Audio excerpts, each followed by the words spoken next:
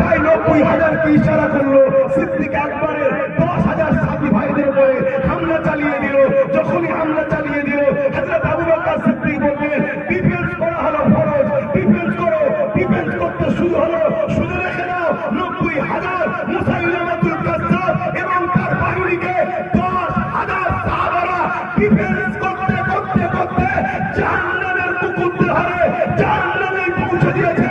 আজকে যদি কেউ মনে করে ক্ষমতা আমার হাতে, রাজ আমার হাতে, মিলিটারি আমার হাতে, পুলিশ আমাদের হাতে, সব আমার হাতে, মনে রেখে দিও, আমরা সিদ্দিক আকবর রসুল, আমাদের হাতে অস্ত্র নেই, আমাদের হাতে বোম নেই, আমাদের বন্দুক নেই, আমাদের সিএম নেই, আমাদের পিএম নেই, আমাদের এমএলএ মন্ত্রী নেই, কিন্তু মনে রাখবে আমাদের দিলে মুহাম্মদ রসুলের ভালোবাসা, যেটাকে ঈমান বলা হয়, এই ঈমানের পাওয়ারে সেদিন আবু বকর সিদ্দিক বিজয় করেছে।